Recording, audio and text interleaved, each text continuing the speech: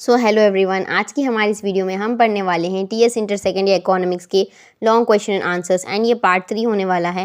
And already हमने part 1 and part 2 में दूसरे क्वेश्चंस को कवर किया था, जिसके अंदर हमने economic growth, economic development, population explosion, theory of demographic transition, उन कॉन्सेप्ट्स को कवर किया है। सो अगर आपने वो वीडियोज़ को पहले नहीं देखा है सो आप चैनल को जाकर चेकआउट कर सकते हैं। एंड इस वीडियो में हम ये 3 आंसर्स को समझने वाले हैं जो आपके लिए बहुत ज़्यादा इंपॉर्टेंट है। Measures to reduce income and wealth inequalities in India, causes of poverty in India, causes of unemployment in India and suggest the measures to reduce unemployment। सो ये सारे लॉन्ग आंसर्स 15 हैं, जिसमें से मैं आपको सारे एक्सप्लेन करने वाली हूँ। एंड जो है आपको एग्जाम में 5 इसमें से अपीयर होने वाले हैं, जिसमें से आपको 3 को अटेम्प्ट करना होता है। Each carries 10 marks. So if you are new to the channel you can subscribe to our channel. And मैंने ऑलरेडी CEC, BIPC, MPC के सारे important questions, previous year question papers and सारे लेक्चर्स को upload कर रखा है। सो आप उन सभी चीज़ों को चेक कर सकते हैं। Explain the measures to reduce income and wealth inequalities in India. So basically हम जानते हैं हमारे इंडिया जैसी कंट्री में इनकम इनइक्वालिटीज़, वेल्थ इनइक्वालिटीज़ बहुत ज़्यादा है, क्योंकि यहाँ पर कुछ लोग बहुत ज़्यादा अमीर होते जा रहे हैं एंड कुछ लोग बहुत ज़्यादा पॉवर्टी में जाते जा रहे हैं। सो इसको रिड्यूस करने के कुछ मेजर्स है, जैसे कि land reforms and redistribution of agricultural land. So basically जो लैंड रिफॉर्म्स है वो लाना बहुत ज़्यादा ज़रूरी है एंड लैंड का रीडिस्ट्रीब्यूशन करना बहुत ज़्यादा ज़रूरी है, क्योंकि कुछ लोगों के पास बहुत ज़्यादा लैंड होती है, जिसकी वजह से वो लोग अच्छा खासा प्रॉफिट्स अर्न कर सकते हैं because of the agriculture land. लेकिन कुछ लोग ऐसे हैं जिसके पास लैंड्स बिल्कुल भी नहीं है। सो यहाँ पर इनकम इनइक्वालिटीज़ रूरल एरियाज़ में बेसिकली ओरिजिनेट होती है, बिकॉज यहाँ पर लोगों के पास कॉन्सेंट्रेशन ऑफ एग्रीकल्चरल लैंड है। अबाउट 40% लोगों के पास एग्रीकल्चरल लैंड जो है वो इंडिया में वो सिर्फ टॉप 5% लोगों के पास है, जो कि रूरल हाउस होल्ड्स यानी जो गाँव में रहने वाले लोग हैं उन उसमें से सिर्फ जो है 40% लैंड सारी उनके पास है, जो 5% लोग हैं जो बहुत ज़्यादा अमीर हैं। एंड इसके लिए hence proper and adequate legislative measures should be taken. So basically government को कुछ एडिक्वेट मेजर्स लेने चाहिए, कुछ चेंजेस लाने चाहिए लैंड रिफॉर्म्स में, जिसकी वजह से लोगों के लैंड रिफॉर्म्स हो सकते हैं। एंड जो ये एग्रीकल्चर लैंड को कुछ लोग ने कॉन्सेंट्रेट करके रखा हुआ है, कुछ लोगों ने अपने खुद के कंट्रोल में रखा हुआ है, वो सभी को डिस्ट्रीब्यूट किया जाना चाहिए। इस तरह से कुछ मेजर्स लिए जाने चाहिए। Control over monopolies and restrictive trade practices. So basically यहाँ पर कुछ लोग ऐसे हैं जिसके पास मोनोपोली है बिजनेस करने के लिए, कुछ रेस्ट्रिक्टिव ट्रेड प्रैक्टिसेस है। सो इसको हमें चेंज करना पड़ेगा, गवर्नमेंट को कुछ मेजर्स लेने पड़ेंगे। So basically with the increasing stress on liberalisation and more mergers and acquisitions. So basically हम जानते हैं हमारी जो कंपनीज़ है उसमें लिबरलाइजेशन हो रहा है, यानी कि जो है कंपनीज़ को फ्रीडम मिलती जा रही है प्राइवेट कंपनीज़ खोलने की। एंड इसके अंदर लोग बहुत सारे मर्ज करते जा रहे हैं, कंपनीज़ को एक में एक ऐड करते जा रहे हैं, एक्विजिशंस हो रहे हैं, कंपनीज़ दूसरी कंपनीज़ को होल्ड करने लगी हैं, एक्विजिशन करने लगी हैं, जिसकी वजह से मोनोपोली ट्रेंड्स जो है इंडिया में वो स्ट्रेंथन हो रही है, यानी कि वहाँ पर सिर्फ एक सिंगल सेलर है और उसके पास सारा पावर है।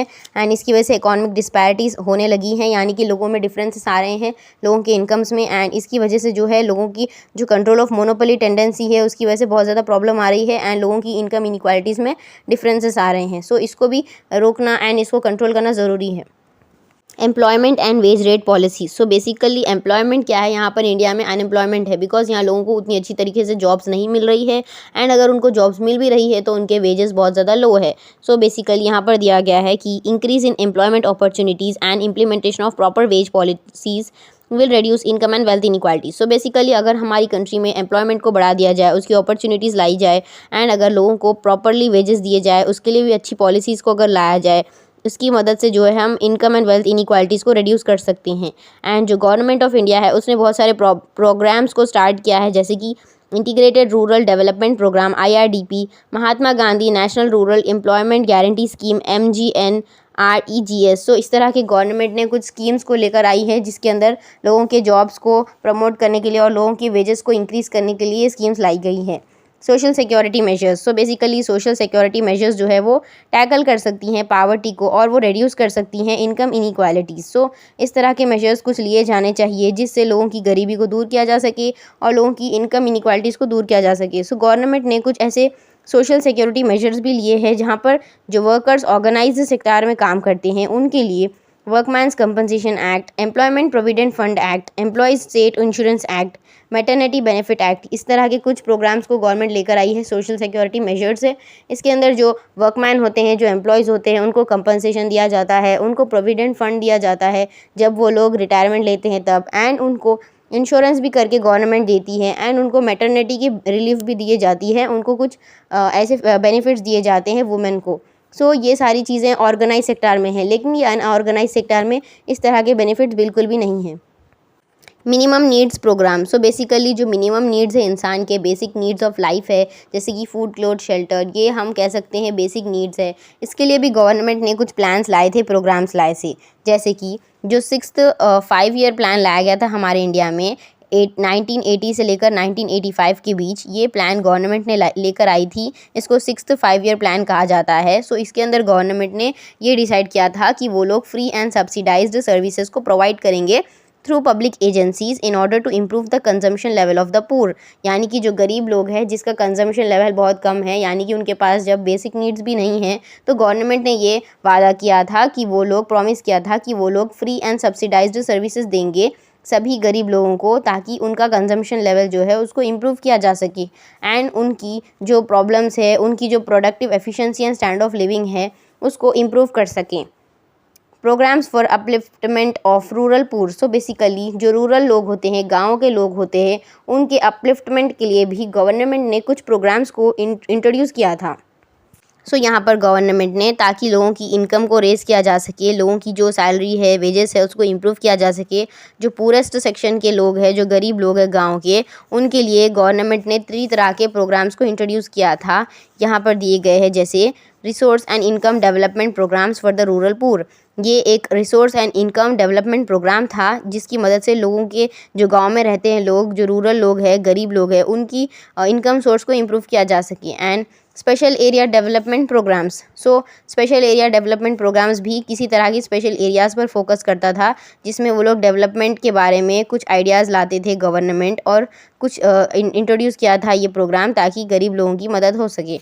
Work programmes for creation of supplementary employment opportunities, so government ने कुछ वर्क प्रोग्राम्स को भी इंट्रोड्यूस किया था ताकि लोगों की एम्प्लॉयमेंट अपॉर्चुनिटीज़, जो सप्लीमेंट्री एम्प्लॉयमेंट अपॉर्चुनिटीज़ है, उसको क्रिएट किया जा सके। Taxation, so Indian tax system जो है वो पहले बहुत ज़्यादा टैक्स लगाए जाते थे, गवर्नमेंट हर चीज़ पर टैक्स लगाती थी, वैट हुआ करता था, वैल्यू एडेड टैक्स। सो अब हमें जीएसटी देना पड़ता है। सो इंडियन गवर्नमेंट जो है वो टैक्स सिस्टम को प्रोग्रेस करती जा रही है और उसके अंदर बहुत सारे चेंजेस लाती जा रही है, ताकि जो लोग अमीर लोग हैं उनके पास जो कॉन्सेंट्रेशन ऑफ वेल्थ है उसको लेकर गवर्नमेंट उनके पास से पैसे लेती है अमीर लोगों से, एंड वो दूसरे लोगों पर, जो गरीब लोग हैं इंडिया के, उनके ऊपर इस टैक्स को यूज़ करके बहुत सारी चीज़ों में डेवलपमेंट किया जाता है। सो गवर्नमेंट ज़्यादातर टैक्स इसीलिए बढ़ा रही है ताकि वो लोग वो अमीर लोगों से पैसों को कॉन्सेंट्रेट होने से रोकें और उस पैसों से दूसरे गरीब लोगों की मदद हो सके। सो ये सारे मेजर्स गवर्नमेंट ने लिए थे और ये सारे मेजर्स हैं जिससे हम इनकम एंड वेल्थ इनइक्वालिटीज़ जो हो रही है कंट्री में उसको रोक सकते हैं, उसको रिड्यूस कर सकते हैं। Examine the causes of poverty in India, so basically हमारे इंडिया जैसी कंट्री में बहुत ज़्यादा पावर्टी है, बहुत सारे लोग ऐसे हैं जिसके पास बेसिक नीड्स ऑफ लाइफ भी नहीं है। सो हम यहाँ कह सकते हैं पावर्टी का मतलब ही है ये एक सोशल फिनोमिनन है, यानी कि एक सोशल कंडीशन है, सिचुएशन है, जहाँ पर एक सेक्शन ऑफ सोसाइटी जो है वो अपनी बेसिक नेसेसिटीज़ ऑफ लाइफ को भी पूरे नहीं कर सकते हैं, जैसे कि फूड, क्लोथ, शेल्टर, उसके लिए भी वो लोग अफोर्ड नहीं कर सकते हैं। तो हम कह सकते हैं वो लोग पावर्टी में जी रहे हैं।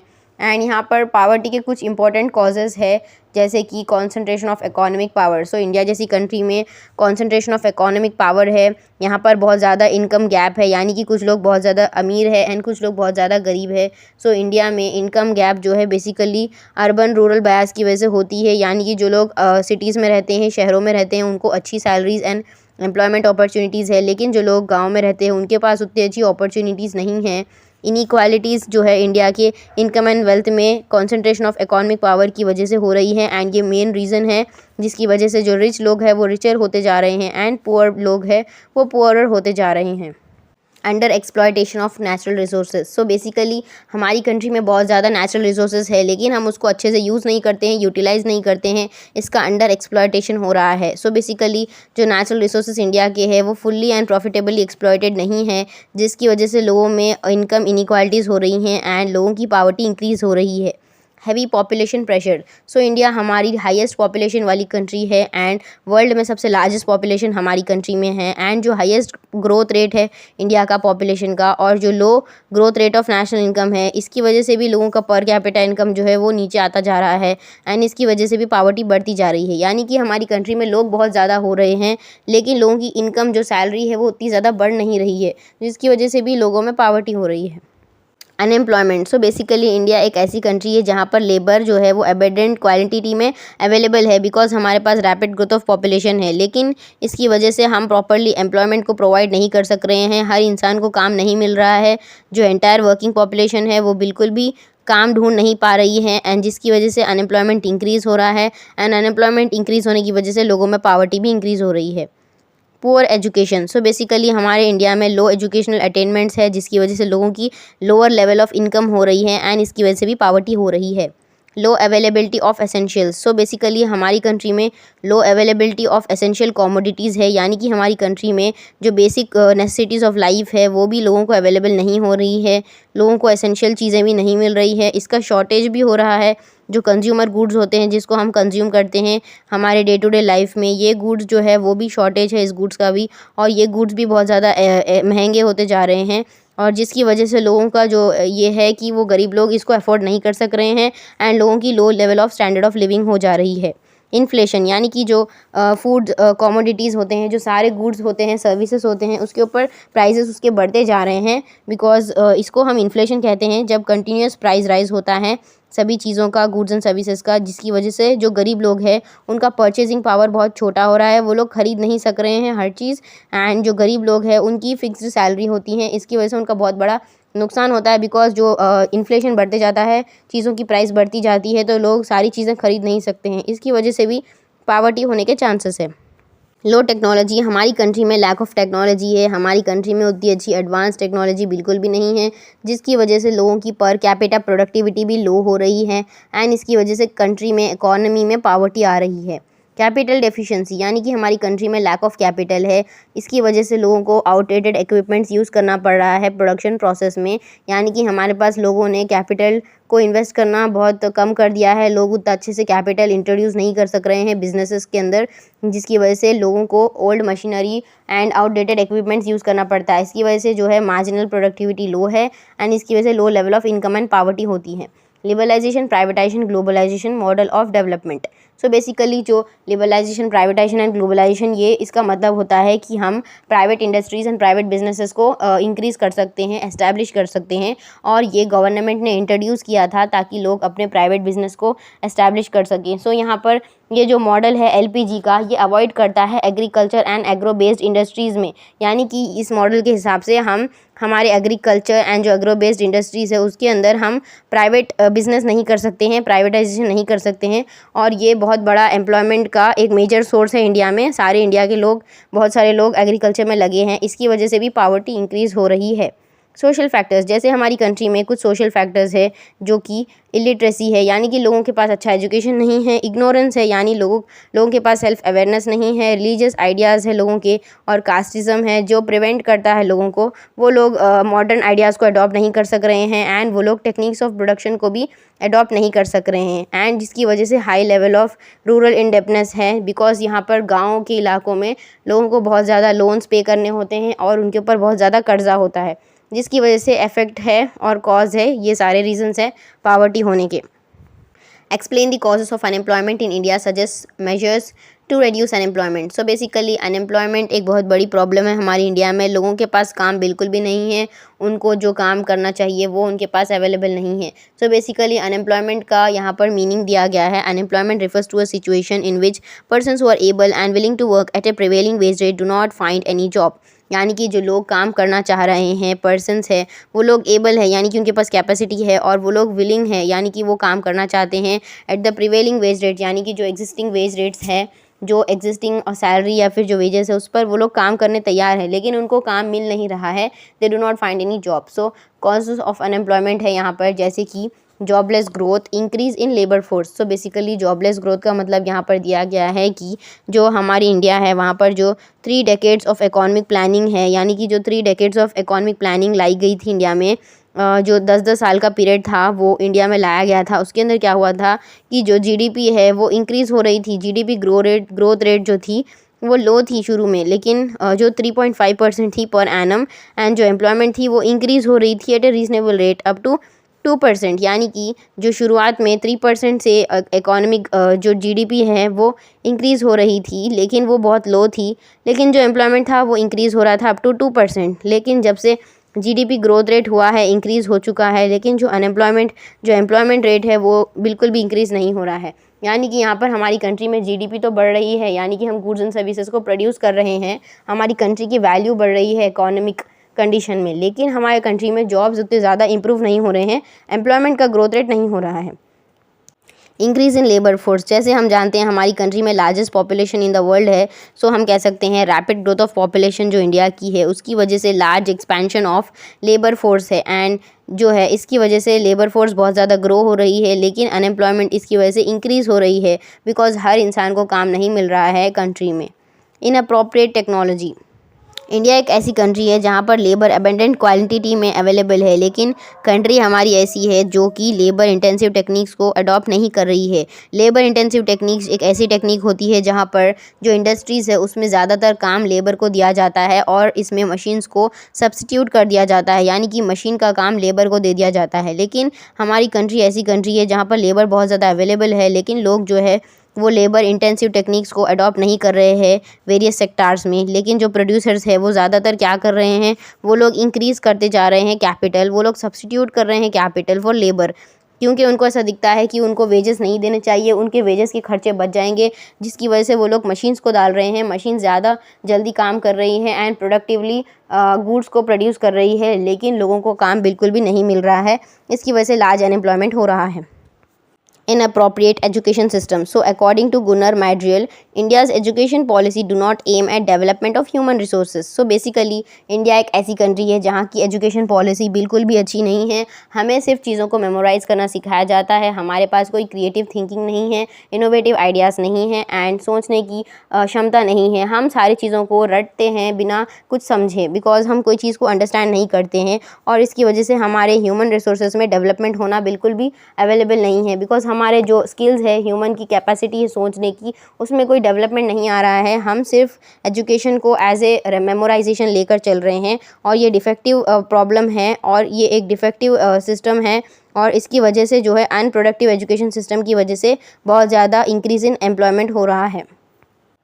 न्यू लिबरल इकोनॉमिक पॉलिसी, सो बेसिकली हमारी कंट्री में न्यू लिबरल इकोनॉमिक पॉलिसी को लाया गया था। सो यहाँ पर गवर्नमेंट ने कहा था कि सारे कंपनीज़ अपने आप से ट्रेड कर सकते हैं, फ्री ट्रेड कर सकते हैं, वो लोग अपने प्रोडक्ट्स का प्राइस कुछ भी सेट कर सकते हैं, इसमें गवर्नमेंट इंटरवेंशन नहीं देगी, यानी कि गवर्नमेंट इसके अंदर कोई भी प्राइस कंट्रोल नहीं करेगी या फिर गवर्नमेंट इसके अंदर कोई भी चीज़ों में इंटरफियर नहीं करेगी। ये जो प्राइवेट इंडस्ट्रीज़ है वो इंडिपेंडेंटली काम कर सकते हैं और वो लोग कभी भी अपने एम्प्लॉयज़ को कितना भी सैलरी दे सकते हैं या कुछ भी कर सकते हैं, उनके हिसाब से वो लोग अपने बिज़नेस को चला सकते हैं। सो इसकी वजह से जो है ये जो रिफ़ॉर्म लाया गया था, स्ट्रक्चरल रिफ़ॉर्म लाया गया था इंडिया में सिंस 1900s, इसकी वजह से इनकम इनइक्वालिटीज़ बहुत ज़्यादा इंक्रीज़ हो चुकी है, बिकॉज कोई बिज़नेस जो है वो बिल्कुल भी पब्लिक का सोचता नहीं है, कंज्यूमर्स का नहीं सोचता है, वो सारे लोग अपने प्रॉफिट्स को इंक्रीज़ करने के बारे में सोचते हैं, जिसकी वजह से जो है एम्प्लॉयमेंट में इंक्रीज़ होता है, डिमांड कांस्टेंट होता है एंड रिसेशन होता है। Measures to reduce unemployment, so basically unemployment को रिड्यूस करने के कुछ इंपॉर्टेंट मेजर्स हम ले सकते हैं, यहाँ पर सजेस्ट कर दिए गए हैं, जैसे कि चेंजेस इन प्रोडक्शन टेक्निक। सो अगर हमारी कंट्री में हम प्रोडक्शन टेक्निक को चेंज करते हैं, जैसे कि हमने ऑलरेडी डिस्कस किया था, हमारी कंट्री में लार्ज अवेलेबिलिटी ऑफ लेबर है, जो कि हमें एनकरेज करना चाहिए labour intensive techniques of production in the place of capital intensive techniques. So हमें कैपिटल को रिप्लेस कर देना चाहिए लेबर से। Technical and vocational education, so हमारी कंट्री में एजुकेशन सिस्टम बिल्कुल भी प्रैक्टिकल नहीं है, वो सिर्फ थ्योरी के बारे में सिखाता है। सो हम यहाँ पर डायरेक्टली काम करना नहीं सीख रहे हैं, जिसकी वजह से हम प्रोफेशनल नहीं बन सक रहे हैं। लेकिन यहाँ पर हमें गवर्नमेंट ने कुछ ऐसे चेंजेस लाने चाहिए हमारी एजुकेशन सिस्टम में, जो कि टेक्निकल एंड वोकेशनल एजुकेशन दिया जाना चाहिए और ये एक टॉप प्रायोरिटी बन जानी चाहिए, जिसकी वजह से लोग सेल्फ एम्प्लॉयमेंट कर सकते हैं। सारे जो यूथ है, एजुकेटेड यूथ है, वो लोग सेल्फ एम्प्लॉयमेंट कर सकते हैं एंड इनकरेजिंग सेल्फ एम्प्लॉयमेंट। सो जो सेल्फ एम्प्लॉयमेंट है, सेल्फ बिजनेस है, एंटरप्रेन्योर्स जो है वो लोग अपना खुद का बिजनेस डालते हैं, खुद का कुछ इन्वेंशन करते हैं, जिसकी वजह से वो लोग सेल्फ एम्प्लॉयड हो जाते हैं। सो गवर्नमेंट ने कुछ ऐसे स्कीम्स लाने चाहिए जो कि सेल्फ एम्प्लॉयमेंट के हो। जो अनएम्प्लॉयमेंट यूथ है, अनएम्प्लॉयड यूथ है, उनके लिए ये स्कीम्स को लाया जाना चाहिए और उनको नए नए चीज़ों को स्टार्ट करने के लिए यूथ को मोटिवेट किया जाना चाहिए एंड वो लोग उसकी मदद से ही अपना खुद का बिजनेस स्टार्ट कर सकते हैं। Development of small scale and cottage industries. So हम जानते हैं हमारी कंट्री में कुछ इंडस्ट्रीज़ ऐसी भी हैं जो स्मॉल स्केल है, छोटी है, और वो कॉटेज इंडस्ट्रीज़ है, यानी कि उसके अंदर डेवलपमेंट की बहुत ज़्यादा ज़रूरत है। सो गवर्नमेंट ने कुछ ऐसे चेंजेस लाने चाहिए, रिफॉर्म्स लाने चाहिए, स्कीम्स लाने चाहिए, जिससे वो लोग डेवलपमेंट कर सकते हैं small scale and cottage industries का, जिसकी वजह से जो एम्प्लॉयमेंट रेट है वो भी इंक्रीज़ होगा। एंड गवर्नमेंट ने इसमें फाइनेंशियल एंड मार्केटिंग हेल्प देनी चाहिए इन इंडस्ट्रीज़ को। Creation of rural employment opportunities. So basically हमारे जो गांव के इलाके हैं वहाँ पर एम्प्लॉयमेंट की अपॉर्चुनिटीज़ बिल्कुल भी नहीं है। वहाँ पर लोग एग्रीकल्चर पर डिपेंड करते हैं और वो लोग बहुत सारे एग्रो प्रोडक्ट्स को प्रोड्यूस करते हैं, और वो लोग जो है वो मिल्क सेल करते हैं, डायरी प्रोडक्ट सेल करते हैं, लेकिन उनको एम्प्लॉयमेंट अपॉर्चुनिटीज़ बिल्कुल भी नहीं है। सो गवर्नमेंट ने कुछ फैसिलिटीज़ लाने चाहिए, एम्प्लॉयमेंट अपॉर्चुनिटीज़ को डेवलप करना चाहिए उन गाँव के इलाकों में, और वहाँ पर फार्मिंग में उनकी मदद करनी चाहिए। इरिगेशन फैसिलिटीज़, वहाँ पर पानी नहीं है अवेलेबल तो उनको पानी प्रोवाइड किया जाना चाहिए। रूरल इलेक्ट्रिफिकेशन, यानी कि वहाँ पर इलेक्ट्रिसिटी नहीं है तो गवर्नमेंट ने वहाँ पर इलेक्ट्रिसिटी टावर्स को इंट्रोड्यूस करना चाहिए, एस्टैब्लिश करना चाहिए। इन एक्सटेंशन ऑफ कम्युनिटी प्रोजेक्ट्स, तो वहाँ पर अगर कोई कम्युनिटी प्रोजेक्ट्स को भी इंट्रोड्यूस किया जाना चाहिए। सो यहाँ पर हमारे सारे कॉन्सेप्ट्स क्लियर हो चुके हैं, एंड अगर आपको कोई डाउट्स है तो आप कमेंट सेक्शन में पूछ सकते हैं।